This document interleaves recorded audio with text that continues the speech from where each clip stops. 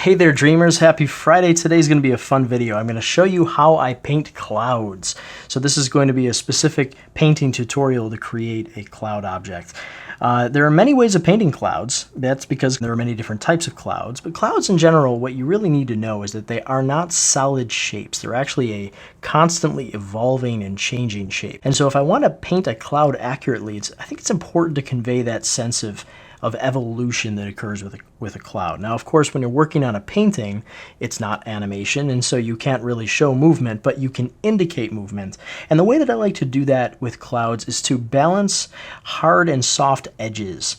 And so if I create a nice balance between hard and soft edges, I can demonstrate areas of the cloud that have sort of bulked up and areas that are sort of in motion, because the softer areas are more misty, okay? And so not only does I think that convey a sense of motion and energy and vitality to the cloud, but it also ends up creating a more graphically appealing shape. So as you can see, I've got on the screen here a cloud that I just painted, and so this is what I'm going to basically recreate for you here. So I'm going to turn that off, and you can see I've got my sky background here. I'm going to make a new layer. Now I'm going to be working exclusively with the airbrush tool. So you can see I'm using Manga Studio, also called Clip Studio, but if you are using Photoshop or Paint Tool Sai or any other digital program, pretty much all of them have an airbrush tool that you can use. So in Photoshop, this would basically just be the soft round brush. And what I'm going to be doing is adjusting the hardness of the brush, and I'm going to be playing with the brush density a little bit. And that's pretty much it. So it should be pretty easy for you to follow along no matter what you're using. So the first thing I'm going to do is go to a white color, and I'm just going to begin to block in the general shape of the cloud. And you can see what I've got here is the hardness is almost all the way up, but not completely, and the brush density is not completely up as well. And so I'm just going to begin to paint in what I think is an interesting cloud shape, and I'm going to try to provide enough variation in the form so that it's visually intriguing. I don't want to just do a big ball, okay? I want to think about how I can make the cloud more interesting than that. Now, of course, you may be working on a project that uses very stylized clouds, and maybe the look of the piece is to have big cloud balls, and that's the way that you are working on your clouds, and that's fine. That's fine if you want to work that way. It's just that for the purposes of today, I want to do something that's a bit more realistic. Still going to be a bit stylized, and you'll see more about that as I get closer to the end. Okay, so let's just say that I've got a general sort of shape here that I like. I've got some variation in shape, and it's breaking out of the edges. So it looks like it expands a bit more in either direction, so it has this nice sort of expansive look to it. Okay, and so what I'm going to do is just turn the hardness down to level 2 out of 5, and I'm going to turn the brush density down, and now I'm just going to begin to paint in some soft edges. Now, another thing that I like to do while I'm working, and you may not have access to this tool, but if you're using a Wacom tablet, I like to use the scroll bar. And as you can see, I have the scroll bar attached to the brush size. So I'm moving the scroll bar up and down here. Now, if you don't have access to a scroll bar, you can just use the bracket keys on the keyboard, and that will reduce or increase the size of the brush. And so what I like to do is just play with the size as I'm doing this, because the bigger I make it, if I turn the density down, the softer and more misty it's going to look. So I can do this with certain areas of the cloud. I don't want it to be the whole thing, but I want certain areas just to be really soft. Maybe as it goes off the screen here, it kind of see some of that mist. That's really all a cloud is a big condensation of mist, I think. I'm not a scientist, but I know enough to paint them. That's what's important for my purposes. Okay, so you can see I'm just softening the edges a little bit here, and I'm still working with pure white just to get the general shape. Okay, so let's just say that I'm pretty happy with this, and I'm going to move on to doing the shadow. So this is going to be a cloud that's lit at noon, so the lighting is coming from directly overhead. So just like I have in my example cloud, you can see that the shadow is pretty much just on the underside. But now the shadow formation is very challenging part, because this is where I really have to think about the three-dimensional shape of the cloud. So what I'm going to do is I'm just going to show you first what I'm thinking about in my head as I'm painting this cloud. So what I'm doing is I'm thinking about the cloud in 3 dimensions. Okay, so I'm going to just draw basically a three-dimensional box here in front of the cloud. Okay, because I want you to think about it in these terms. Okay, because if you look at a box like this, it's easy to see how it recedes. It's easy to see how it's three-dimensional, right? So with a cloud, I want to do something kind of similar to that. So let's just say that this box represents some of the shape here of the cloud. So I'm going to go back to my cloud layer, and what I like to do is duplicate the layer so that if I don't like what I do, I can always go back. So I'll have a backup, and I'll just turn that off and work with my duplicate layer. And now I'm going to use a darker, say, blue color right around there, and I'm going to turn the brush density up, go back to my airbrush, and begin to paint in my shadow. So once again, like I said, I'm thinking about this in 3 dimensions. Okay, so I'm going to begin to add some indications that parts of this are sticking out. All right, and this is something that, you know, if you're really struggling with, you might want to practice a bit more with your perspective. Okay, because perspective is going to help you a lot with this sort of thing. Even though a cloud is mostly, as I said, you know, this sort of organic shape, it still has dimension to it. So because of that, it's important that you think in dimensional terms if you want to draw a realistic looking cloud. All right, I'm going to turn off my box here. So let's just say that most of what we see down here is on the underside. So we're sort of looking up at this cloud, and we're seeing the underside here.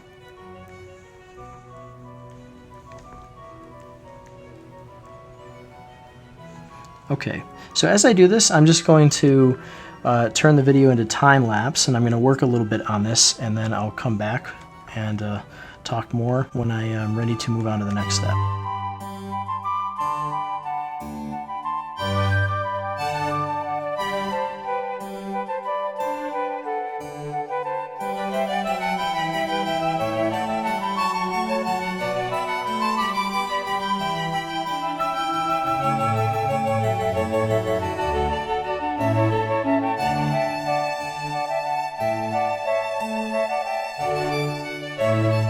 Okay, so I've got my general formation of shadow shapes here, and now I'm going to do another step here that involves the color picker tool. Now, if you're working on a Macintosh, you want to hit the Option key, and if you hold the button in, you'll see that it will switch to the color picker tool, okay? And I believe on a Windows machine, it is the Alt key. So you press that key, and what it's going to let me do is it's going to let me pick the color of adjacent areas. And so I can, as I want to sort of blend these colors together, I can begin to pick different tones that are lighter than my overall shadow color. So my main shadow color is very dark, but if I want to blend in here, what I want to do is I want to pick a lighter tone like this, and now you can see that that became my current color. And that way I can just paint over here. I'll turn the brush density down, the hardness all the way down, and I can begin to blend the shadows into the rest of the cloud. Okay, so I'm going to go back into time lapse and finish that up.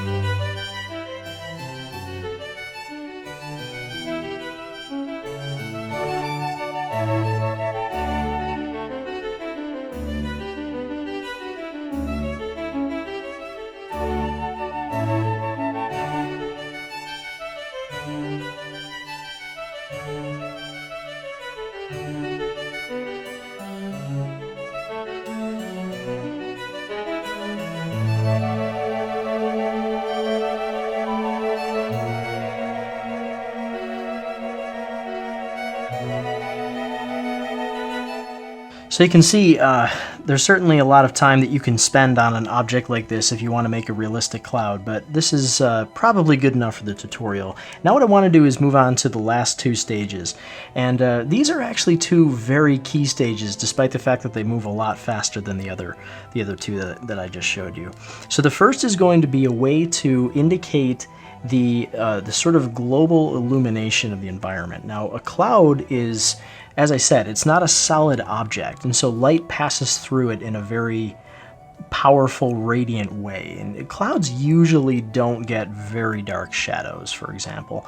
It does depend on how dense the cloud is, whether or not it's a storm cloud, you know, the time of day, the time of lighting, and such. But for the purposes of the tutorial today, what I want to do is bring some of the color of the sky into the cloud, okay? And so really I want to keep the lit area of the cloud pretty much pure white, so I don't want to add a lot of color to that.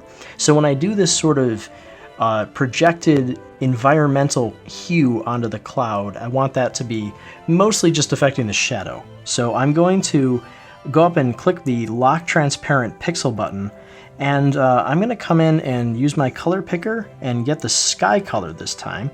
And once again, I'm going to duplicate the layer because I want to make sure that I have a backup in case I don't like what I do with this. And so working on my new layer, I'm going to turn the brush density way down, and I'm going to turn the hardness to, let's say, level 3 out of 5. And now what I'm going to do is just begin to paint in almost in the same way that I painted the white color on the top of the cloud. I want to paint this bluish color into the underside of the cloud. So once again, I'm still thinking about the dimension of the cloud. I'm thinking about the shape, because I don't just want to, you know, splash a bunch of blue color on the underside of this. I want to think about the form. I want to think about how it's three-dimensional. Okay, so I want to put just as much thought into this bounce light as I did into the main light. Okay, and this is going to help give it a lot more dimension, because we're not only having the indication of these round shapes in the light, but also in the shadow. Okay, and we don't just have a big dark shadow area. And also this helps make the clouds look just a little bit more luminous, because they don't have that really dark shadow that clouds usually don't have.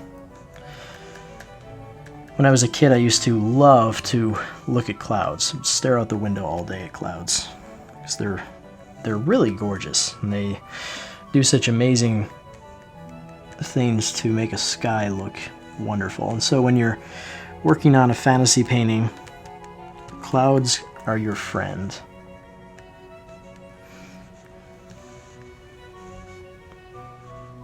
But they're surprisingly difficult to paint well.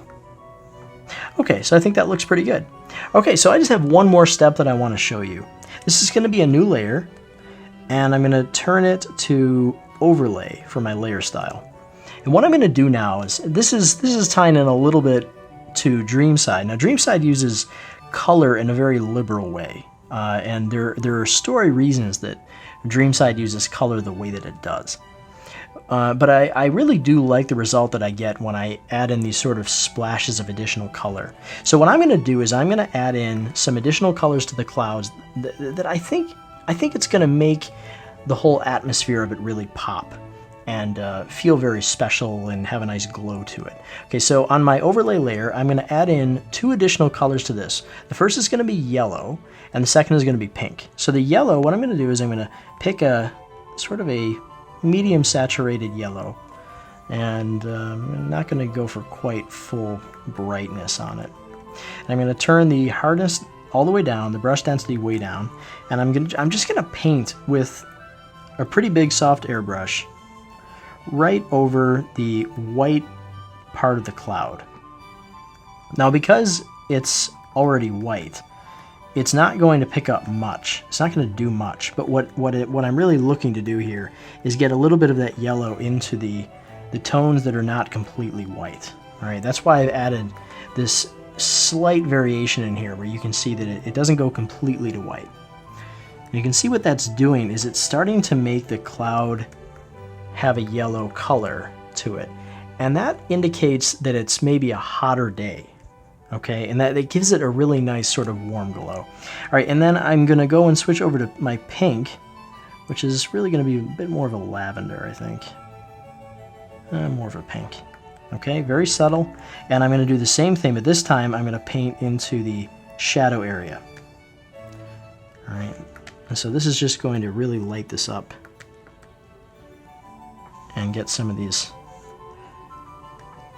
bright colors in here and give it a nice fantasy look. So maybe I'll go a little bit more with the yellow. And this is not an exact science, you know. Do this until you think it looks good. Maybe there's certain areas that you do a little bit bolder. But you can see how using an overlay layer allows me to add this color in a really interesting way. Okay? Alright, and then one final thing that I can do just to polish this is make another layer that's going to be an add layer, and I'm just going to use white, and using a big, very, very low density airbrush, I'm just going to paint over the white areas, and this is going to give the whole thing a bit of a glow, and just make the whole cloud just light up. Alright, so you can see the difference. See how it softens it? And here's it without the overlay. Okay, so there you go. One painted cloud. I hope it gave you some information that maybe you didn't have in a way that you can approach painting clouds. And this is pretty much how I do it for Dreamside. I do sometimes use different brushes, and I'm always working on ways of speeding up the process because my main goal is telling a story, and for me, the fastest way that I can get that done and still have the kind of caliber of art that I'm shooting for with Dreamside, I guess the better. So I'm always looking for better ways to paint. So you can always share with me your comments. If you have ways that you like to create clouds, whether it's digital or traditional, you can always leave your comments below and let me know. And thank you for joining me for another Friday video. See you next week.